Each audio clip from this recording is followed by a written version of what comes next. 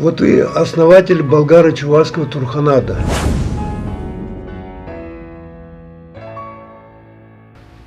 Знаете, я как-то подумалось мне, в Чувашии сколько у нас академиков, историков, еще каких-то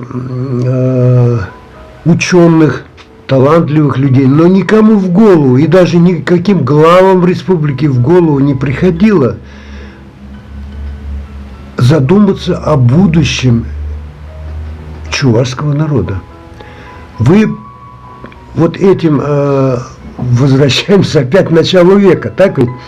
Только на тот же виток в новом времени, во времени и в пространстве. И вот основатель болгаро-чувашского Турханата, дворянство, вы основали и подтвердили изданием книги на эту тему. Изучая историю, я наткнулся на очень интересные вещи. В старое время любой народ сохраняют какая-то думающая прослойка народа. Думающая прослойка народа. И вот были же, думаю, у нас князья были. А почему о них мы забыли? Вот дворянское общество есть, российское дворянское общество. Почему у нас нет? Естественно, я об этом задумался и решил изучить, сохранились ли дворянские роды в нашем народе. Нахожу, один род сохранился, другой род сохранился. А почему их не объединить? Ввели создание Тарханата. Почему? Что обозначало слово Турхан? Тоже об этом тоже задумался. И, значит, были мурзы, были. Вот прихожу однажды в одну аптеку. Фамилия его работника Мурзаев. Я говорю, откуда у вас такая фамилия? Да вот, говорит, из района, Альковского района она. Да вот у моего мужа, значит, из такой деревни, значит,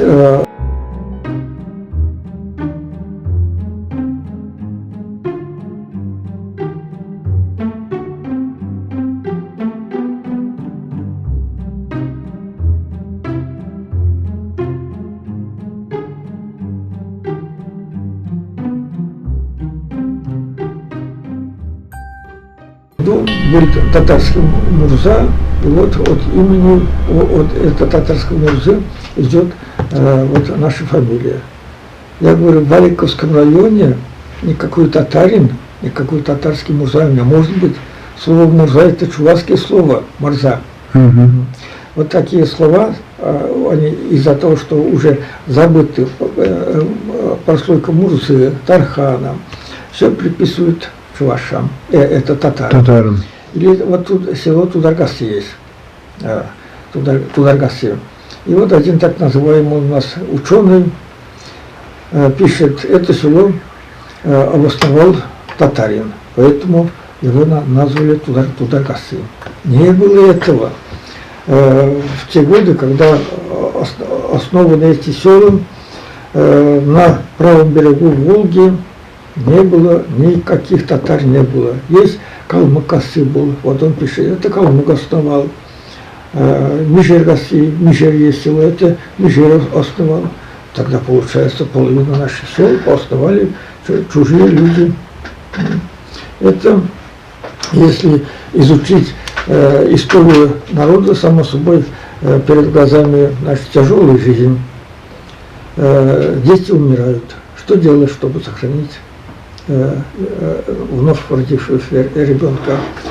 Вильям Дури, Израиль Дадана, Вильям Дури, Бог смерти берет ребенка. Надо обмануть Вильям Дури. Как обмануть?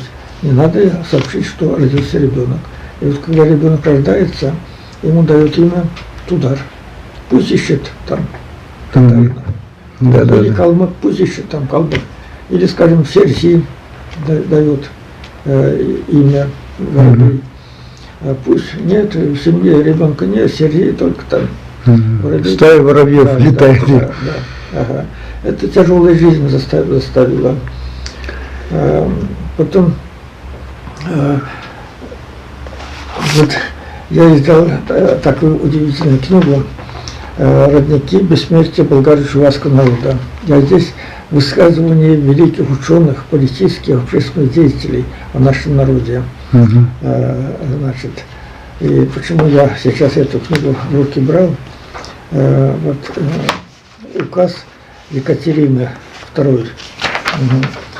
Указ Екатерины II. После восстания Пугачева Екатерина II издает указ. Написано: впредь смотреть и беречь накрепко, чтобы в Казанском уезде Чувашу торговые люди, панцири, пищалей и никакого железа, что годно к войне, не продавали. Будет впредь так делать, и им будет наказание и смертная казнь. То есть любому, кто попытается Чувашу, именно Чувашу продать железный предмет, будет казнь.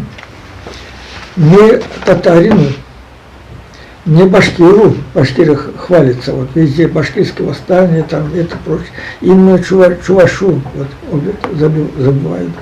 Именно чуваши воевали за свободу, за независимость, за национальную свободу больше всех других народов. Об этом забывают наши историки.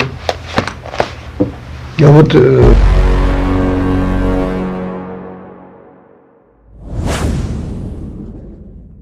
Михаил Николаевич, возвращаясь, я додумаю свою мысль. Как бы жизнь не складывалась чувашского народа, народ, люди, которые сегодня, скажем, получили вот это документы, удостоверяющие принадлежность к Турханату, они могут возглавить, стать во главе этого народа, или их потомки, вот этих Турханов, если они будут такие же умные, образованные, а я так полагаю, что вы же не каждую первую встречную принимаете. Да, совершенно верно. И они могут стать во главе этого своего народа. Когда человек начинает изучить свою родословию и поймет, что и в их роде были такие известные люди, личности, он задумается о судьбе родного народа, о будущем родного народа. Это очень важно. И вот, говоря об этой теме, значит, в газете «В удях» я написал на тему, что у нас сохранились роды наших тарханов, наших дворян, князей сохранились. И в том числе рассказываю о дворянском роде князя Аказа. Аказ – это, значит, из деревни Большой Караскино Маргаузского района. И именно он в 1551 году возглавил делегацию чувашских князей к Ивану Грозному. К Ивану Грозному. И вот в газете напечатано, вот здесь даже есть такая фотография, вот эта фотография, я с потомками князя Аказа разговариваю. Все это мы напечатали в своей газете. И вот через некоторое время ко мне приходит одна красивая, такая небольшого роста девушка, и говорит: я ищу Михаила Николаевича. Это я говорю: а вы кто будете? И что интересно, прямо заявляю: я чувашская княжна. Я говорю: хорошо, из какого рода? Из этого чувашского князя Аказа. Мы, говорит, Аказовы. Но в эпоху советской власти боялись признаваться. И фамилию, говорит, мы носили до революции Аказовы были, потом поменяли фамилию. Но сейчас, прочитав вашу статью, я поняла, что теперь можно не бояться. И говорит: вот я пришел с вами познакомиться. Вот тогда эта идея во мне окрепло, и я решил все-таки не просто вот писать, надо создать, объединить людей, которые сохранили свой род тархановский, Мурза сохранили, все это надо объединить их. Вот почему мы создали болгаро-чувашское дворянство. Михаил Николаевич, мне кажется, со своей стороны, у меня-то эта книга есть, положение. Мне кажется, ее надо отдельно мне самому как бы рассмотреть, и, наверное, надо отдельную передачу сделать на эту тему. Отдельно о них можно передачу, о них. Ведь интересные роды, на самом деле. Интересные роды. Ну, много можно говорить об этом, и отдельную передачу будем делать, давай. Но в любом случае, вот ваше желание заглянуть в будущее чувашского народа, мне кажется, это стоит того, чтобы рассматривать это. Потому что народ, прежде всего, это была ваша идея, и эта идея вам пришла в голову, да. И не кому-нибудь. Я ведь и знал, и свое родословие знал, вот со старинной матери у нас особенно. Аранзайбек, князь Аранзайбек, именно князь, это документально подтверждается, служил в Цивильске. И в 1612 году ему, в 1622 году ему именно царским указом предоставлены земли на правой стороне реки Була, между реками Оборжа и Юхма, земли, и он туда со своими 30 казаками. Именно, и это говорит о том, слово казак употребляется чуваши, казак, казаки, что чуваши после вхождения чувашских земель в состав Москвы служили казаками, защищали земли Московии, южно-восточные земли от набегов нагайцев. Такие истории мы не должны забывать.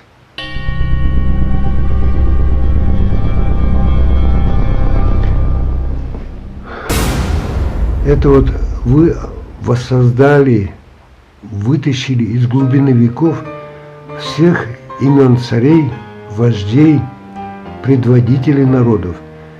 И ведь не просто упомянули, о них вы составили рассказы. Любой читатель, взяв вашу книгу, он может ознакомиться с жизнью и бытием вот этих вождей, царей, предводителей и их истории. Вот 1958 год. Я в Грузии. Стою в музее галереи царей, грузинских царей. Стою и удивляюсь. Даже в Москве, в музеях Москвы не показывают, даже российские цари не показывают. А здесь грузинские цари. Стою и думаю, ведь у нас тоже были цари. Они ж нигде нет. Надо искать. Они же были. Без этого в древности народ не мог бы сохраниться. Так у нас в самом языке подшалах? Да, подшалах есть. Да. Это, да. Царь. Да. Вот идея, когда зародилась, начал искать.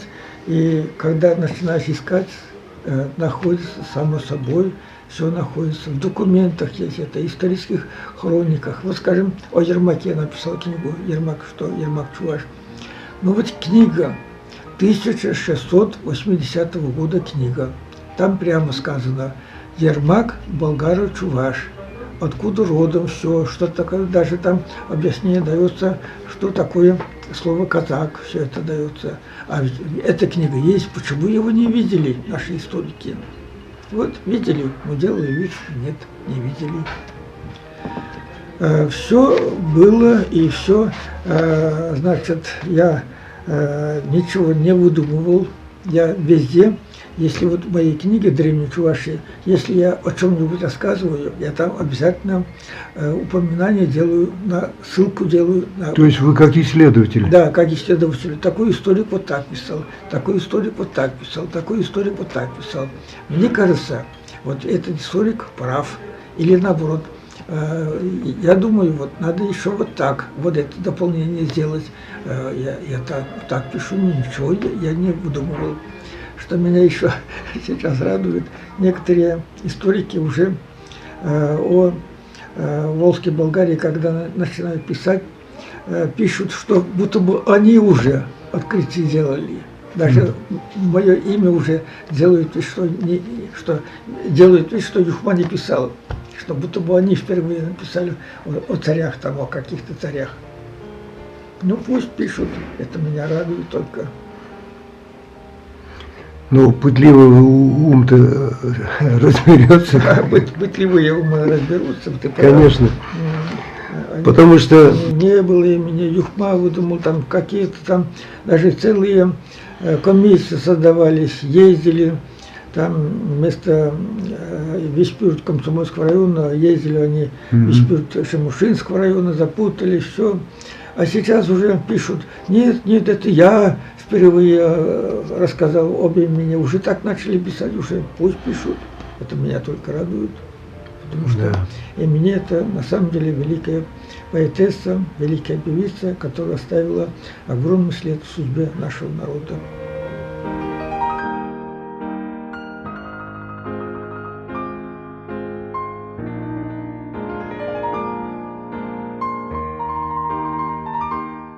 С благодарностью вспоминают мое имя, мои исследования. Некоторые делают вид, нет, они впервые высказали не Юхма.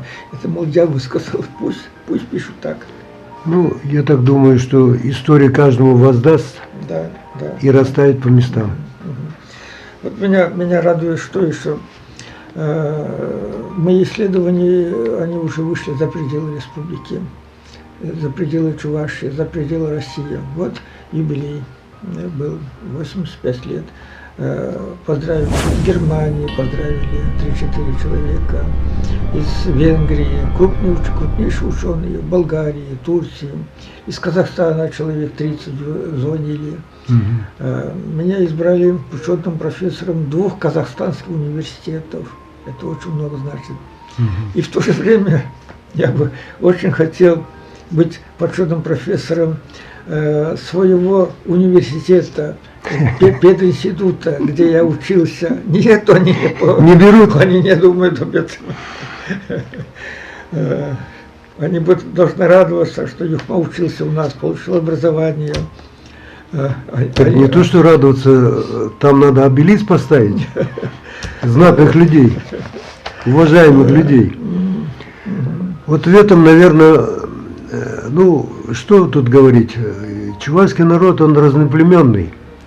Да. Язык, общая культура нас объединяет, но характер-то, судьбы-то у всех разные, но характер вот никак не может. Я это пытаюсь объяснить таким образом, в борьбе за сохранение нашего народа, культуру нашего народа погибали самые верные, самые смелые, самые сильные, погибали первыми.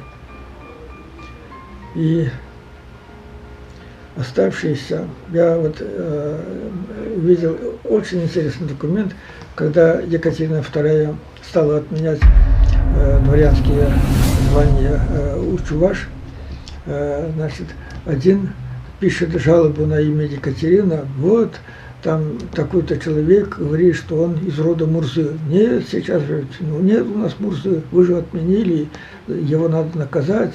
Вот так жалобы пишет. Тогда же, вот, а кто жалобы вот такие вещи пишет? Самые бездарные, самые отсталые. А может быть завистливые. Завистливые. А зависть, она такая вещь, его ничем не остановишь. Да. Есть у нас в народе недостатки, характер их людей.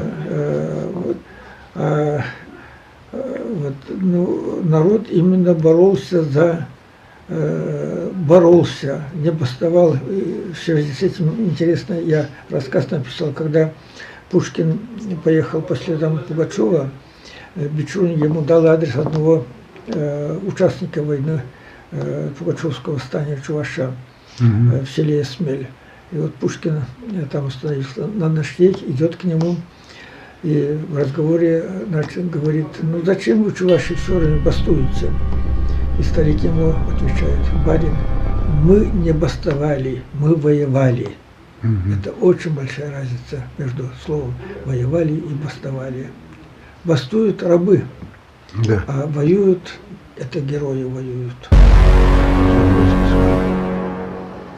Ну, что ж, наша беседа, наверное, подходит к концу. Спасибо вам, Михаил Николаевич, за ваши эксклюзивные интервью. Благодаря вашему имени круг зрителей Самана ТВ все растет и растет. Так что я очень вам благодарен лично. Признание мое такое. Ну и, наверное, еще раз от всех зрителей Самана ТВ большое вам спасибо за ваше интервью. Спасибо. И доброго здоровья. Спасибо, что вы Доброго здесь здоровья. работаете на благо нашего народа. Я рад дружить с вами. Я рад, что мы дружим с вами. Спасибо. До свидания.